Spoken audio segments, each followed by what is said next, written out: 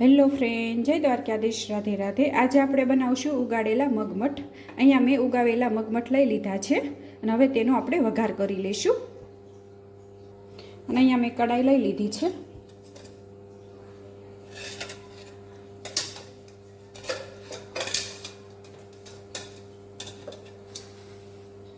ત્રણ થી ચાર પાવડા આપણે તેલ ઉમેરવાનું છે।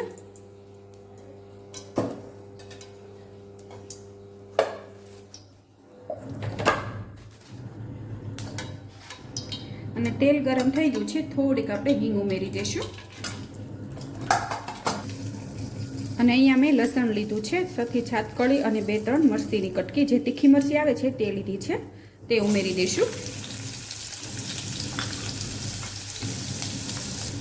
અને લસણની સરસ આપણું સતળાઈ ગયું છે, તમે જોઈ શકો છો।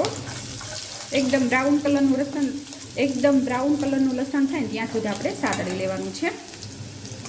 અને અહીંયા મેં 2 ટમેટા લીધા છે, તે ઉમેરી દઈશું। અને તેને પણ આપણે થોડીક વાર માટે ખાવા દઈશું। અને જો તમે ટમેટા ન ઉમેરો હોય તો તમે સ્કીપ પણ કરી શકો। આની જગ્યાએ તમે લીંબુ અથવા આમચૂર પાવડર પણ ઉમેરી શકો। અને થોડીક હળદર ઉમેરી દઈશું, થોડુંક મીઠું ઉમેરી દઈશું અને મિક્સ કરી લઈશું। અહીંયા તમે જોઈ શકો છો, આપણું ટમેટા પણ સરસ સડી ગયા છે। અને હવે તીખાશ માટે આપણે લાલ મરચું ઉમેરી દઈશું અને 1 ચમચી ધાણા જીરું અને થોડો ગરમ મસાલો અને મિક્સ કરી લઈશું।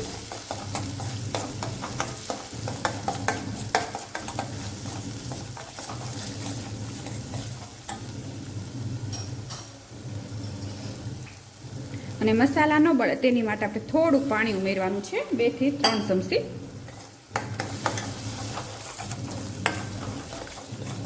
અને ગળપણ માટે થોડીક ખાંડ ઉમેરીશું। હવે જે આપણે આ મગમઠ છે તે ઉમેરી દેવાના છે। અહીંયા મસાલા બધા મિક્સ થઈ ગયા છે, હવે થોડીક વાર માટે આપણે સડવા દેવાના છે। અહીંયા આપણા મગમઠ સરસ સડી ગયા છે, તમે જોઈ શકો છો। અને આમાં જો તમારે સડે નહીં તો છેસ તમે પાણી ઉમેરી શકો। અને ઉપરથી થોડુંક લીંબુ નીસોવી દઈશું, એટલે સ્વાદ પણ સરસ આવે।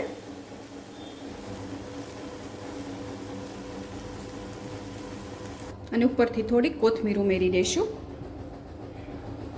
અહીંયા આપણા ફણગાવેલા મગ તૈયાર છે। અને હવે રોટલી બનાવી લઈશું। દાળ ભાત શાકને થઈ ગયું છે।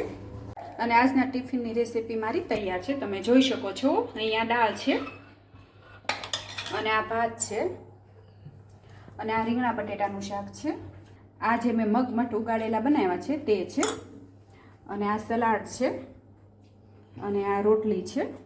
અને આજની મારા ટિફિનની રેસીપી તમને ગમી હોય તો લાઈક કરજો, શેર કરજો અને સબસ્ક્રાઈબ કરજો। હું ફરીથી મળીશ એક નવી જ રેસીપી સાથે। ત્યાં સુધી જય દ્વારકાધીશ।